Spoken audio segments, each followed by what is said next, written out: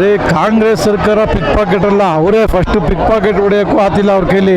ಇವತ್ತು ಪಿಕ್ ಪಾಕೆಟ್ ಅವರು BJPಗೆ ಹೋಗೋರೆ ಪಿಕ್ ಪಾಕೆಟ್ ಹೊಡೆಯೋಕ್ಕೆ, ಅವ್ರ ಪಕ್ಷ ಉಳಿಸ್ಕೊಳಕ್ಕೆ, ಅವರ ಪಕ್ಷ ಅವರ ಕುಟುಂಬ ಉಳಿಸ್ಕೊಳಕ್ಕೆ, ಪಿಕ್ ಪಾಕೆಟ್ ಮಾಡೋಕ್ಕೆ BJPಗೆ ಆಶ್ರಯ ತಗೊಂಡು ಅವ್ರು ಹೋಗಿರೋದು.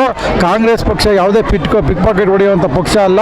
ದಯಮಾಡಿ ಕುಮಾರಸ್ವಾಮಿ ಅವ್ರಿಗೆ ಹೇಳಿ. ಇವತ್ತು ಪ್ರಚಾರಕ್ಕೆ ಬಂದವರಲ್ವ ಸ್ವಾಮಿ, ಅದೇ 6 ತಿಂಗಳು 7 ತಿಂಗಳು ಮುಂಚೆ ಸುಧಾಕರ್ ಅವ್ರಿಗೆ ಏನಂತ ಹೇಳೋರಪ್ಪ, ಇವರೇ 40% ಗಿರಾಕಿ ಉಗಿರಿ ಇವನಿಗೆ ಅಂತ ಬಾಯಿ ಬಂದಂಗೆ ಬೈದಿಲ್ವೇನ್ರಿ.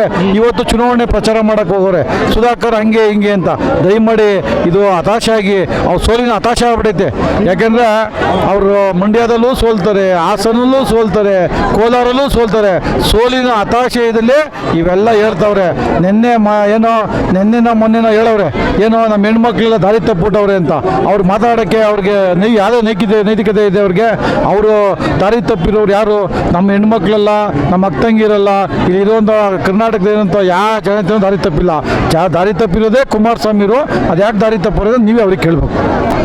ಈ ಸ್ವಾಮಿ ಯಾವ ರೀತಿ ಗೆಲ್ತೀರ ಅಂದರೆ ನಮ್ಮ ಗ್ಯಾರಂಟಿಯಿಂದ ನಮ್ಮ ಶಾಸಕರು ಗೆದ್ದಿಲ್ವಾ? ಹೆಚ್ಚಾಗಿ ದೊಡ್ಡ ಮಟ್ಟದಲ್ಲಿ ಅಭಿವೃದ್ಧಿಯಿಂದ ನಾವು ಗೆಲ್ತೀವಿ. ನಮ್ಮ ಶಾಸಕರ ಅಭಿವೃದ್ಧಿಯಿಂದ, ಅಭ್ಯರ್ಥಿ ಅಭಿವೃದ್ಧಿಯಿಂದ, BJPಯ ದುರಾಡಳಿತದಿಂದ ನಾವು ಗೆದ್ದೇ ಗೆಲ್ತೀವಿ ಅಂತ ವಿಶ್ವಾಸ ಇದೆ.